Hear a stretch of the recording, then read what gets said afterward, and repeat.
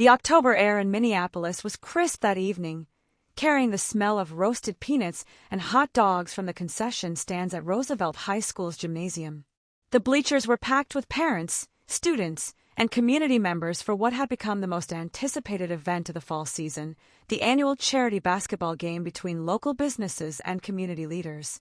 I sat in the third row, my hands nervously fidgeting with the program in my lap. At 34, I had never imagined I would be suiting up for a basketball game in front of 300 people. My name was printed right there on the roster. Sarah Mitchell, accountant, Peterson and Associates. It felt surreal. "You sure about this, Sarah?" my husband Mark asked, not looking away from his phone where he was scrolling through work emails. Even at our daughter's school events, work seemed to consume him. "I mean, it's for charity and all, but you haven't touched a basketball since high school." That stung more than I cared to admit. Mark wasn't wrong, though.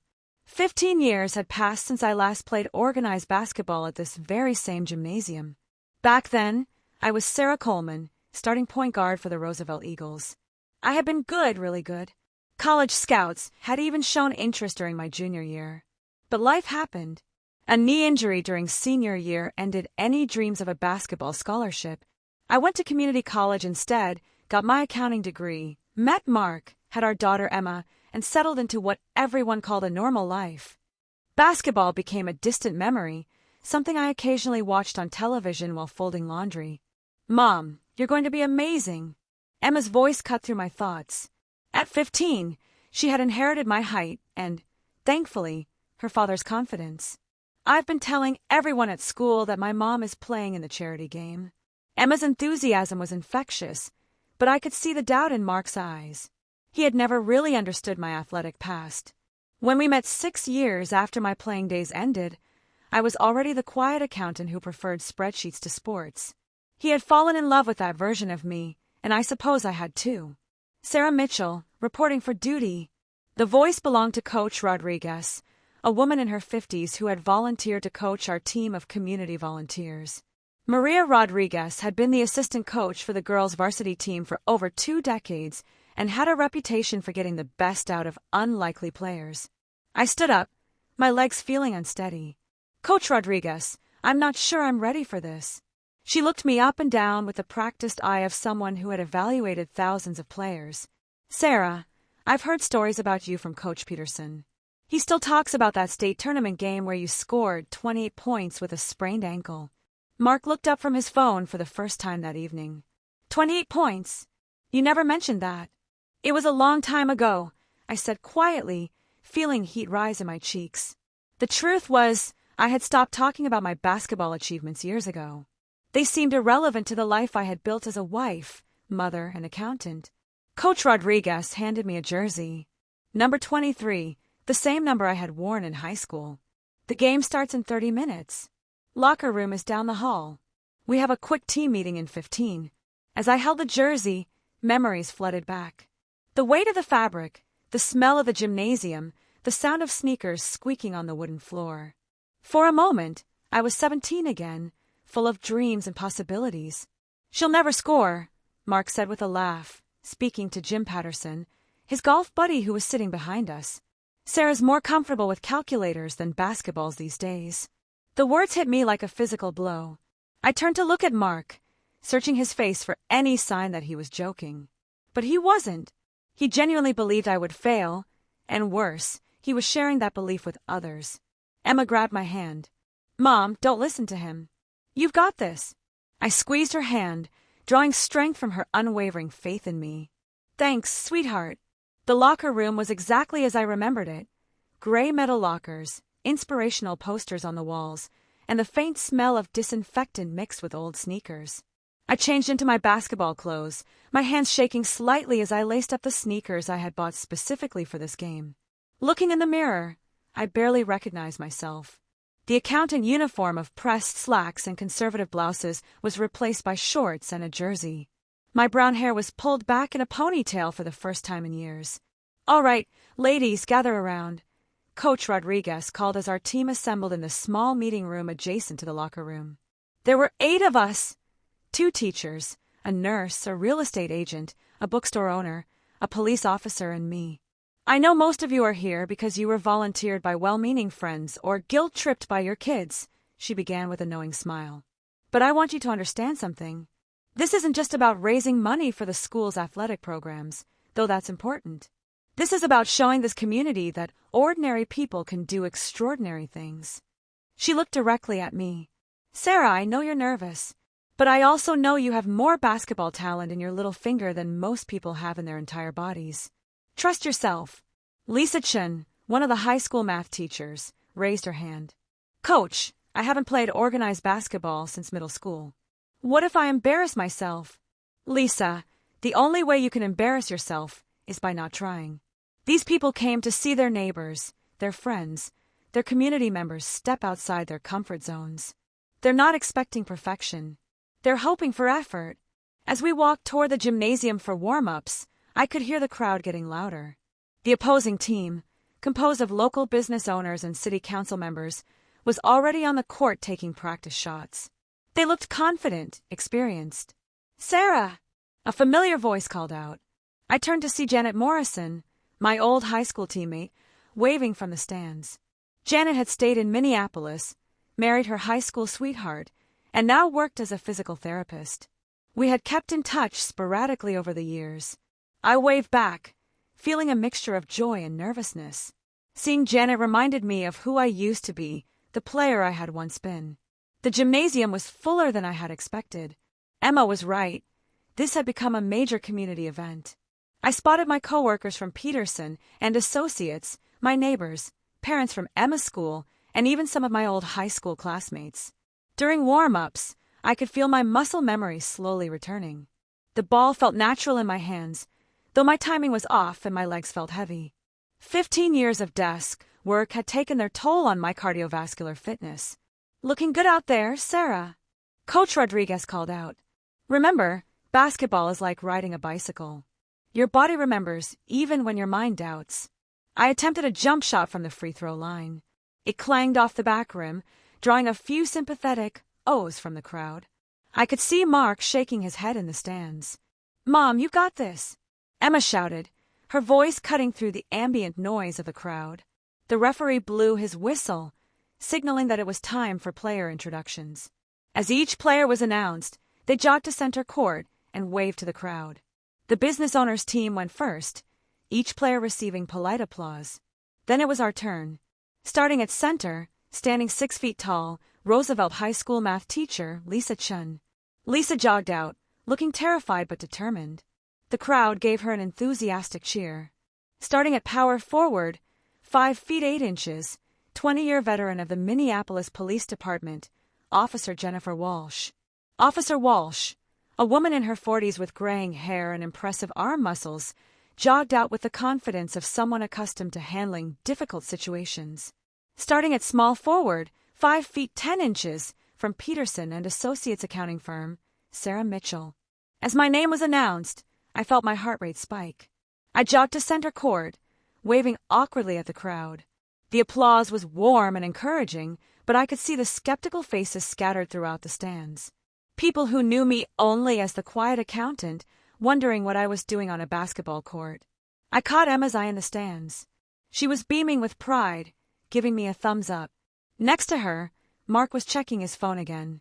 The game was about to begin, and I had no idea that the next 2 hours would change not just how the community saw me, but how I saw myself. The opening tip-off went to the business owner's team, and immediately I could tell this game would be more competitive than anyone had anticipated. Dave Morrison, who owned 3 local car dealerships, brought the ball up court with the confidence of someone who had played college basketball. Our team struggled in the first few minutes. Lisa Chun, despite her determination, was clearly overwhelmed by the pace of the game. Officer Walsh was aggressive on defense, but kept fouling on offense. I found myself playing more conservatively than I should have, passing up shots I would have taken without hesitation in high school. After 5 minutes, we were down 12-4. The crowd was still supportive, but I could sense their concern. This was supposed to be a fun, light-hearted game, but the business owners were treating it like a championship. During a timeout, Coach Rodriguez pulled us together. Ladies, they're playing harder than we expected, but that doesn't mean we can't compete. Sarah, You've touched the ball 6 times and taken 1 shot. That's not going to work. I'm just trying to get everyone involved, I said, though we both knew that wasn't the real reason. I was scared. Scared of missing, scared of failing, scared of proving Mark right. Sarah, listen to me, Coach Rodriguez said, her voice firm but kind. I've been coaching for 23 years. I know talent when I see it. You still have it. But talent without confidence is worthless. As we walked back onto the court, I made a decision. I was going to stop playing not to lose and start playing to win. The business owners had the ball, and Dave Morrison was dribbling toward our basket with that same cocky expression. I stepped up to pressure him, something I hadn't done all game. He tried to drive past me, but my 15 years of competitive instincts kicked in. I slapped the ball away cleanly and grabbed the steal. Suddenly, I was in full sprint toward the other end of the court. The gymnasium seemed to fade away, replaced by the tunnel vision I remembered from high school. I could hear footsteps behind me, but I knew I had the angle. I laid the ball in softly, and the crowd erupted. It was just 2 points, but it felt like so much more. As I ran back down court, I caught Emma jumping up and down in the stands. Even Mark had put his phone away. There she is, Coach Rodriguez shouted from the sideline. There's the player I've heard about. The next few minutes were a blur. With each possession, I felt more like myself. My shots started falling, my passes became crisper, and my defense became more aggressive. By halftime, I had scored 14 points, and we had cut the deficit to 28-24. In the locker room during halftime, my teammates looked at me differently. Lisa Chen, who had been struggling, came over to me. Sarah, I had no idea you could play like that. When you stole that ball from Dave Morrison, I actually got chills. Officer Walsh nodded in agreement. I've been watching basketball for 30 years, and that crossover move you put on the mayor was something else. Where did that come from? I looked around at these women, all of whom had stepped outside their comfort zones to be here. Honestly, I didn't know I still had it in me. I've spent so many years being afraid to try. Coach Rodriguez poked her head into the locker room.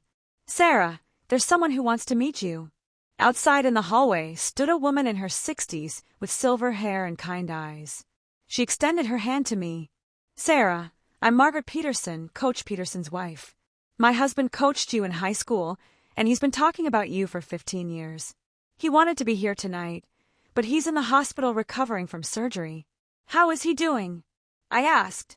Coach Peterson had been more than just a basketball coach to me. He had been a mentor who had helped me navigate some of the most difficult years of my life. He's going to be fine, but he made me promise to tell you something. He said that watching you play was like watching poetry in motion, and he's always regretted that your injury prevented you from playing in college. He wanted you to know that he's proud of the woman you've become, but he hoped someday you'd find your way back to the game you loved. Tears welled up in my eyes. I had never known that Coach Peterson still thought about me or my basketball career. There's something else, Mrs. Peterson continued. There are 2 college scouts in the stands tonight. College scouts. But I'm 34 and married with a child. Not for you, dear. For Emma. They've been watching her play in the youth league, and they wanted to see if athletic ability runs in the family. From what I saw in the first half, I'd say they got their answer. The second half began with renewed energy from our team. The crowd had grown even larger, with people apparently calling friends and family to come watch. The atmosphere in the gymnasium was electric. I started the half with a 3-pointer that brought the crowd to its feet. Mark was actually cheering now, though I could tell he was still processing this version of his wife that he had never seen before. With 10 minutes left in the game, we had taken our first lead, 48-46. The business owners called a timeout, and I could see frustration on their faces. This wasn't going according to their plan. Sarah's having the game of her life, the public address announcer said over the sound system. Folks, for those who don't know, Sarah Mitchell was an all-state player right here at Roosevelt High School 15 years ago. Tonight, she's showing us that some talents never fade. The crowd's response was incredible. People were standing, cheering, and chanting, Sarah! Sarah! I had never experienced anything like it, not even in high school. But with 5 minutes remaining, disaster struck. Dave Morrison, frustrated by my defensive pressure, drove hard to the basket. As I moved to cut him off, he lowered his shoulder and caught me in the chest. I went down hard, my shoulder slamming into the wooden floor. The pain was immediate and intense. As I lay on the court, I could hear Emma's voice above all others. Mom, are you okay? Dr. Williams, a local physician who was volunteering as the game's medical supervisor, jogged onto the court. After examining my shoulder, he helped me sit up. It's not dislocated, but it's definitely strained. You should probably call it a night. The crowd was dead silent. I looked up into the stands and saw hundreds of faces looking down at me with concern. Emma was trying to climb over the railing to get to me, but Mark was holding her back. I'm not done, I said quietly. Sarah, you're hurt, Dr. Williams said. I'm not done, I repeated, this time loud enough for everyone to hear. Coach Rodriguez jogged over. Sarah, you don't have anything to prove. I looked at her, then at my teammates, then up at the crowd. Yes, I do. I have 15 years to prove. Dr. Williams wrapped my shoulder with an elastic bandage and cleared me to continue playing, though he strongly advised against it. As I walked back onto the court, the entire gymnasium rose to their feet in applause. The sound was deafening and humbling at the same time. Emma was crying in the stands, not from sadness but from pride. I had never seen her look at me the way she was looking at me now. Mark was standing too, and for the first time all evening, his phone was nowhere to be seen. You sure about this? Officer Walsh asked as we huddled before the inbound play. I've never been more sure of anything in my life, I replied. The business owners had the ball, leading 52-50 with 4 minutes and 37 seconds remaining. Dave Morrison was bringing the ball up court, and I could see in his eyes that he expected me to back down after the collision. Instead, I pressed him even harder. Morrison tried to call for a screen, but I anticipated it and stole the ball cleanly. This time, instead of going for the easy layup, I pulled up for a three-pointer with 2 defenders running at me. The ball left my hand with perfect rotation. Time seemed suspended as 300 people held their breath. The gymnasium was completely silent except for the sound of the ball swishing through the net. The explosion of noise that followed was unlike anything I had ever experienced. People weren't just cheering. They were screaming, hugging each other, and celebrating as if we had just won the state championship. Sarah Mitchell has given Roosevelt High School a 53-52 lead with 4 minutes and 12 seconds remaining, the announcer shouted over the chaos. This is absolutely incredible. As I ran back down court, I caught sight of Janet Morrison in the stands. She was crying and mouthing the words, "I knew you still had it." Behind her, I saw Mrs. Peterson wiping tears from her eyes. The business owners scored on their next possession, retaking the lead 54-53, but our momentum was unstoppable. Lisa Chen, inspired by the energy in the building, made her first basket of the game. Officer Walsh forced a steal and converted it into points. With 2 minutes remaining, we led 59-56. That's when Dave Morrison decided to get personal. "Come on, ref," he complained after I stripped the ball from him again. "She's been fouling me all game. Just because she used to be somebody doesn't mean she gets special treatment." The comment was meant to get under my skin, but it had the opposite effect. I was somebody. I am somebody. Not because of basketball, but basketball was part of who I was, and I had spent 15 years pretending otherwise. "Sarah, bring it up court," Coach Rodriguez called out. She was giving me the ball in the most crucial moment of the game. As I dribbled across half court, I could feel the weight of expectation from everyone in that gymnasium. Emma was standing on her chair, leading a chant of "Let's go, Mom." Mark was actually participating, something I never would have imagined. The business owners were playing a full court press, trying to force a turnover. I split 2 defenders with a move I hadn't attempted in 15 years, then found Lisa Chen open under the basket for an easy score. 61-56 with 1 minute and 23 seconds remaining. During the timeout, Coach Rodriguez pulled me aside. "Sarah, they're going to foul you if you have the ball. Are you ready for that pressure?" I looked into the stands one more time. Emma was holding a sign that read, "That's my mom." Mark was engaged in the game in a way I had never seen him engaged in anything except work. My co-workers from Peterson and associates were chanting my name. "I'm ready," I said. The final minute was a blur of intensity. The business owners scored twice, cutting our lead to 1 point. With 15 seconds remaining, they intentionally fouled me, sending me to the free throw line with our team leading 63-62. The gymnasium fell silent as I stepped to the line. My shoulder was throbbing, my legs were exhausted, and my hands were shaking. But as I bounced the ball and went through my pre-shot routine, I felt calmer than I had in years. The first free throw was perfect, nothing but net. 64-62. The crowd erupted again, but I had to maintain focus for the second shot. This one would essentially seal the game. As I prepared for my second free throw, I heard Mark's voice above all others. "Come on, Sarah. You've got this." The same man who had said I would never score was now my biggest cheerleader. I released the ball with confidence, and it found the bottom of the net again. 65-62 with 12 seconds remaining. The business owners managed one last three-point attempt, but it missed badly. The final buzzer sounded, and bedlam erupted in the Roosevelt High School gymnasium. My teammates mobbed me at center court. Officer Walsh lifted me off the ground in a bear hug that made my shoulder scream, but I didn't care. Lisa Chin was crying and laughing at the same time.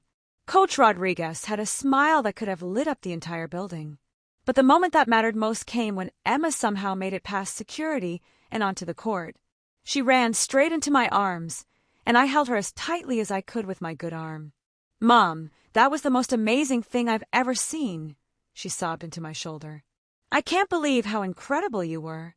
Mark appeared beside us, and for the first time in years, I saw genuine emotion in his eyes. "Sarah, I owe you an apology.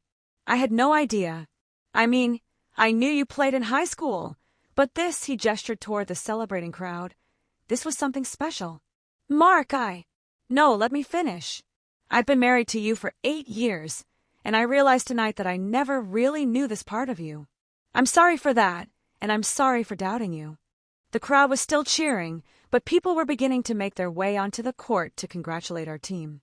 I saw Janet Morrison pushing through the crowd toward me, followed by Mrs. Peterson and what seemed like half the community. But before they reached us, the public address announcer made one final statement. "Ladies and gentlemen, tonight we witnessed something truly special." Sarah Mitchell finished with 31 points, 8 assists, and 6 steals. But more importantly, she reminded all of us that it's never too late to reclaim the parts of ourselves we thought we had lost forever. As people continued to congratulate me and ask for photos, I realized that this game had been about so much more than basketball. It had been about remembering who I was, not just as a wife and mother and accountant, but as someone who had dreams and talents and the courage to pursue them. Emma stayed close to my side, introducing me to her friends as my mom, the basketball star. Mark was talking animatedly with other parents about the game, replaying key moments with genuine enthusiasm. But the moment that will stay with me forever happened as we were finally leaving the gymnasium. An elderly man approached me with the help of a walker. I didn't recognize him at first, but his voice was unmistakable. "Sarah Coleman," Coach Peterson said, his voice weak but his eyes bright. "My wife told me I shouldn't leave the hospital, but I had to see the end of that game." Tears streamed down my face as I carefully hugged my old coach. "Coach Peterson, you shouldn't be here. You need to rest. I needed to tell you something, Sarah. In 35 years of coaching, I've had a lot of talented players. But watching you tonight reminded me why I fell in love with this game. You didn't just play basketball tonight. You inspired 300 people to believe in second chances."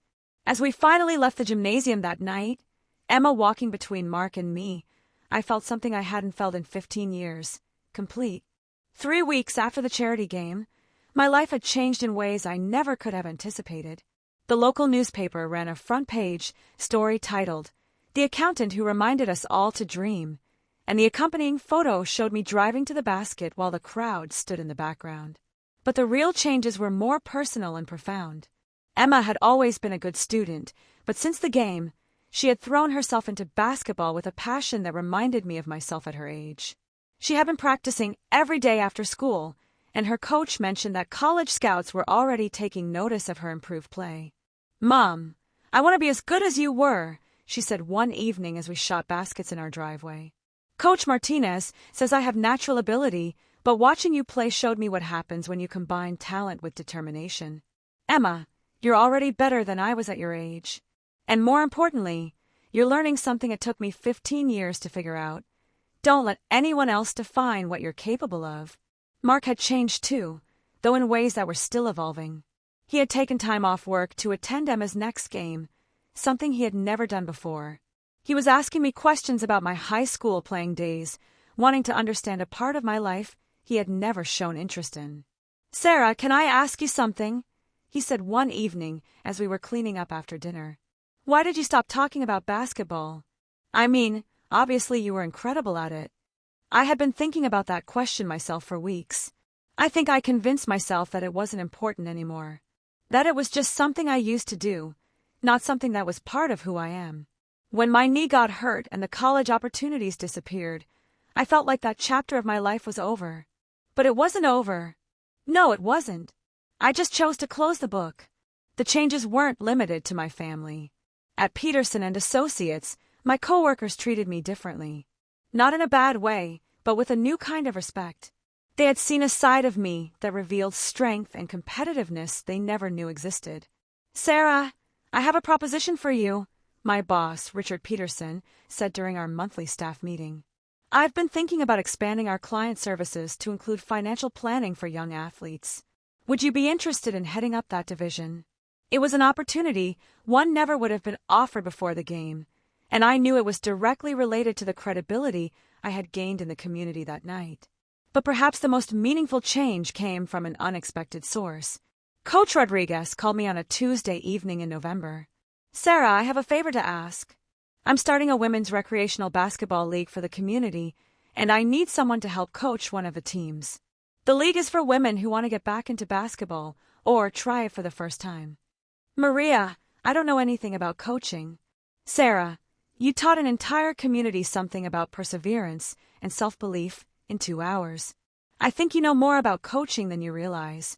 The first practice for the recreational league was held on a cold Thursday evening in the same gymnasium where I had rediscovered myself. 22 women showed up, ranging in age from 18 to 55. Some were former high school players like me who had walked away from the game years ago. Others had never played organized basketball but were inspired by what they had witnessed at the charity game.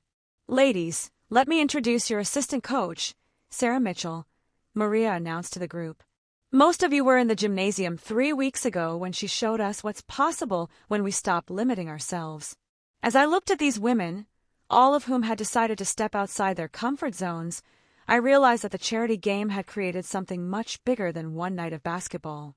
It had started a conversation about second chances, about not accepting other people's definitions of who we are or what we're capable of. Lisa Chen was there, having decided to join the league after discovering her love for the game. "Sarah, I've been thinking about that night, and I realized something. You didn't just play basketball. You gave all of us permission to be brave." Officer Walsh had also joined the league.